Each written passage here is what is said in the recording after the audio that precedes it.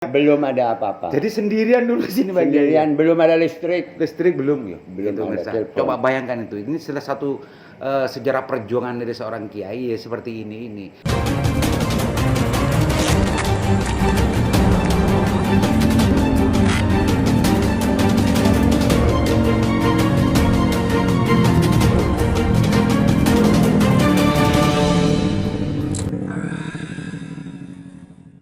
Assalamualaikum warahmatullahi wabarakatuh. Kembali berjumpa dengan saya Aliman Haris di acara Sandasan. Pemirsa Sandasan, alhamdulillah baru kali ini saya ketemu dengan beliau. Sudah berapa bulan yang lalu ya. Allah menakdirkan hari ini ketemu dengan beliau sehingga tim Sandasan bisa suan ke beliau, dan insya Allah akan banyak yang diceritakan di sini pemirsa Sandasan. Karena beliau ini sebetulnya kalau bicara Bangkalan dan Jawa Timur, beliau ini sudah tidak hanya menyaksikan dan tidak hanya melihat, tapi mengalami sendiri pemirsa.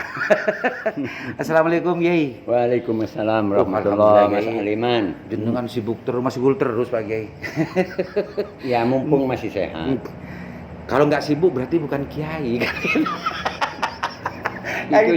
Itu juga min alamatihi. Min alamatihi. Jadi wajar ketika tim Sandasan setelah beberapa bulan baru kali ini bisa menjumpai beliau, karena memang beliau ini di samping memang mempunyai tugas pribadi di sini, tapi tugas tanggung jawab ke umat ini lebih besar kepada beliau. Itu pemirsa Sandasan dan juga pemirsa Ustadz yang lain.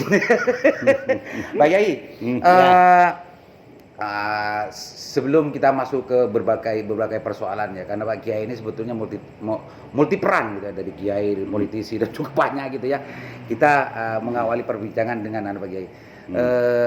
Pondok Pesantren Ibnu Khalil. Pesantren Ibnu Khalil. Ini sebetulnya ceritanya bagaimana Pak Kiai? Karena kalau sebelumnya itu kan biasanya pondok pesantren itu kan dari abahnya turun ke anaknya, ke cucunya dan lain sebagainya. Betul.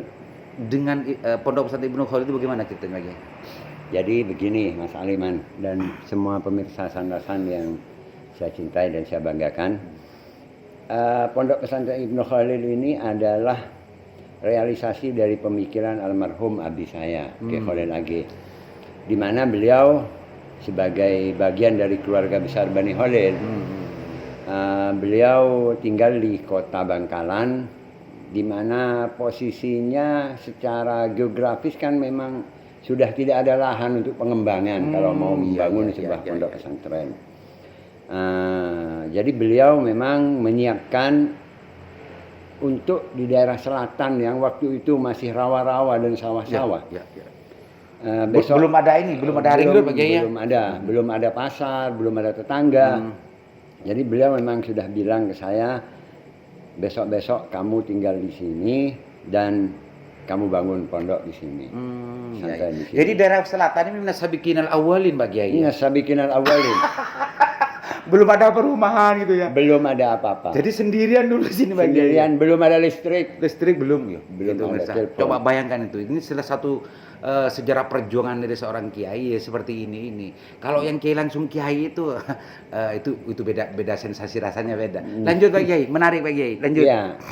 Jadi ketika almarhum abi saya meninggal tahun 94, saya berpikir bagaimana amanah dari almarhum abi ini. Sementara saya tidak punya penghasilan apa-apa, jabatan juga tidak punya, tapi saya hanya memiliki keimanan kepada Allah Subhanahu wa taala dan yakin terhadap barokah ini Mas.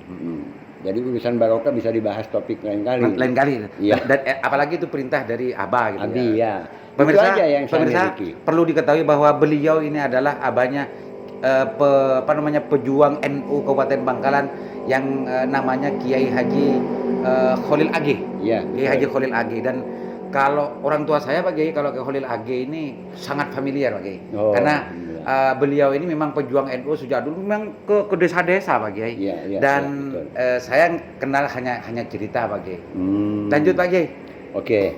Jadi ketika 96 saya memulai mendirikan pondasi surau ini awalnya. Kemudian rumah yang sangat sederhana.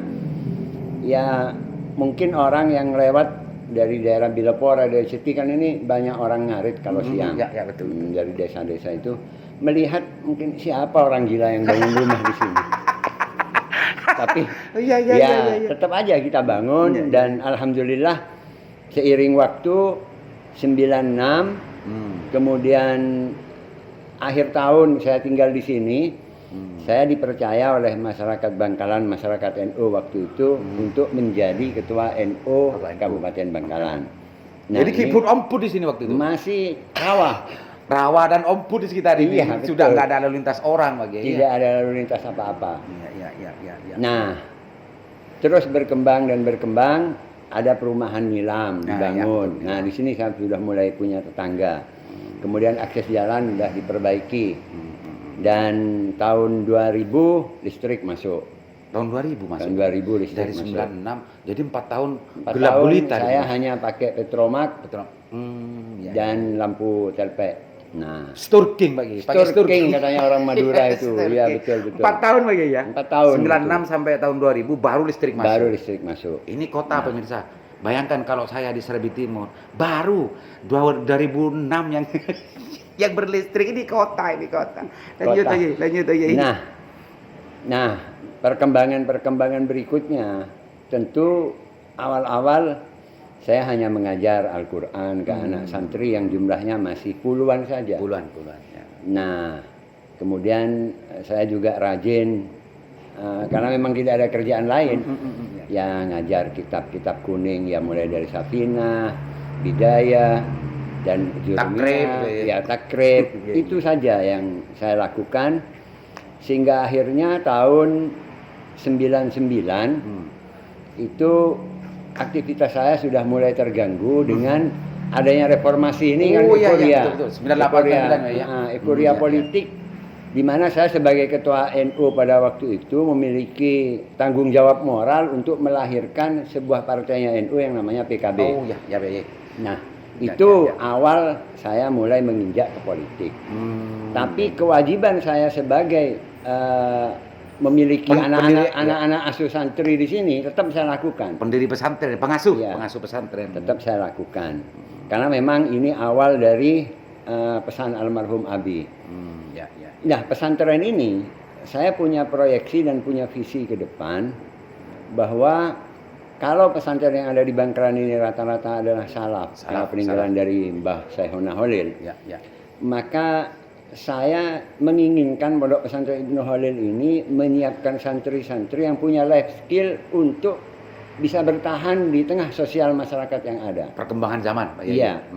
Maka saya arahkan kurikulumnya untuk pelajaran agama hanya wajib yang dasar-dasar wajib saja. Oh, gitu ya. Jadi seperti tauhid, kemudian fikih, kemudian masalah akhlak, hanya itu. Kurikulumnya itu. Sementara ilmu alat dan semacamnya tidak kita utamakan di sini. Seperti nahwu, sorof, dan sebagainya tidak begitu diutamakan. Ditambah pengetahuan umum seperti kita dirikan SMP dan SMK. Sehingga nantinya keluaran dari Ibnu Holil ini memang tidak kita cetak untuk menjadi ustadz.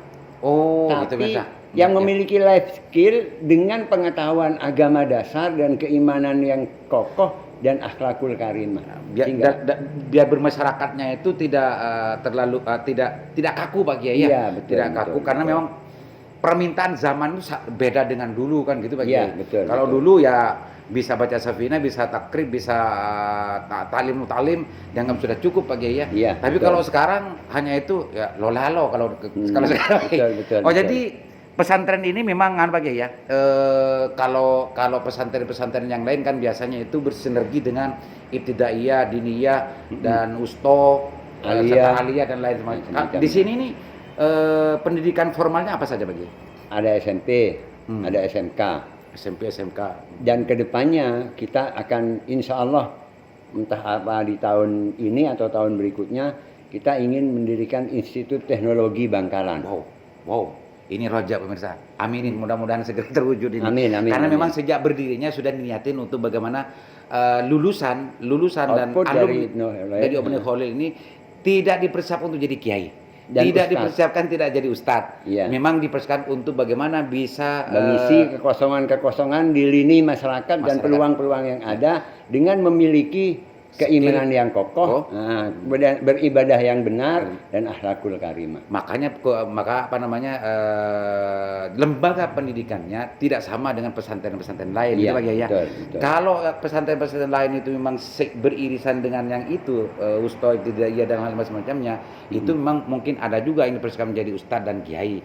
Tapi kalau yang di sini memang dari awal memang sejak mau dipersiapkan untuk bagaimana mengisi kekosongan di masyarakat budaya yang sedang berkembang Pak Kiai ya. Iya, betul. Wih pemirsa, ini luar biasa. Ini sebuah kesadaran baru dari kalau istilahnya para kiai itu mungkin mukasyafahnya Kiai Imam ini, oke. Untuk bagaimana mempersiapkan generasi muda yang tidak hanya santri sarungan saja, tapi santri yang mampu untuk bagaimana menaklukkan di zamannya. Iya, Pak Kiai ya. betul. Ini luar biasa. Ini tahun depan sudah ada rencana berarti ini ya, Iya. untuk membentuk Institut Institut Teknologi Teknologi. Bangkalan. itu di Bangkalan. Ini luar biasa. Kan belum ada kalau di Bangkalan Pak Kiai. Iya, di Surabaya ada ITS, ITS. Institut Teknologi Surabaya. Di Bandung ada ITB. Nah, di Bangkalan harus ada ITEBA. ITEBA. Iya, Itu betul. Institut Teknologi Teknologi Bangkalan. Bangkalan. Enggak ITIB ya Pak Kiai. Institut Teknologi Ibnu Khalil. What is the name katanya Oh Shakespeare? ya, nanti ya. Nah, itu mungkin bisa diistikharoi Pak Kiai ya. Iya, betul, Apa lebih betul. bagus Bangkalan atau Ibnu Khalil? Nah. Karena kalau pesantren kan tidak bisa lepas dari urusan barokah dan Iya, Pak betul, Kiai. betul. Kalau ke Bangkalan nanti terlalu banyak, kalau ke ininya mungkin lebih Pak Kiai. Lebih masuk Pak Kiai. Iya, betul. Nama Betul, itu. betul. Tapi ini kuat ya Pak Kiai di dalam keinginan Pak Kiai untuk Iya, membentuk institut. persiapan ke arah sana sudah kita mulai. Untuk awal itu bagaimana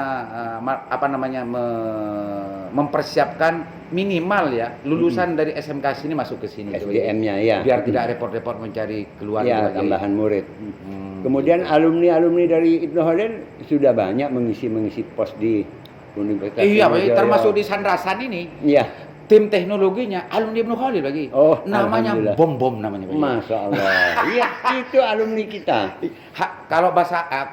Kalau nama aslinya bukan bom Kiai. Mhm. Siapa ya namanya? Ya? Hmm.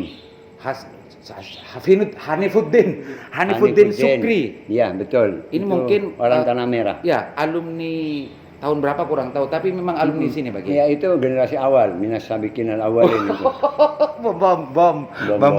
Ya 2000-an lah, Iya, kita tahun 2000-an. Ya ternyata ini salah satu sudah terbukti keinginan Kiai, rojaknya Kiai memang untuk mempersiapkan. Bom ini bukan Kiai memang, tapi kalau urusan teknotek alat Pak Kiai, Itu jagonya. NU sekarang sudah pakai beliau. Hmm. Bom sering dipanggil untuk bagaimana membuatkan website dan macam Ya, sudah ya. banyak manfaatnya. Alhamdulillah. Nah, jadi meskipun bukan keustatannya, tidak pinter dalil Pak Kiai, tapi manfaatnya kan juga terasa Pak Kiai. Ya.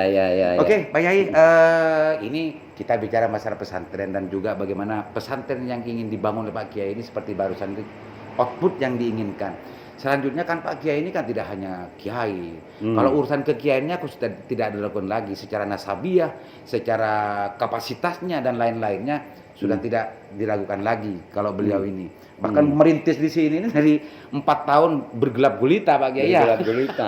Tidak seterang sekarang pemirsa. Dengan Itu adalah musik perjuangan. jangkrik dan kodok. Iya. Kita beranjak ke persoalan lain karena Pak Kiai ini tadi sempat menyentil tahun 99 itu sudah mulai dimustakmalkan dengan urusan politik kan. Ceritakan dong Pak Kiai.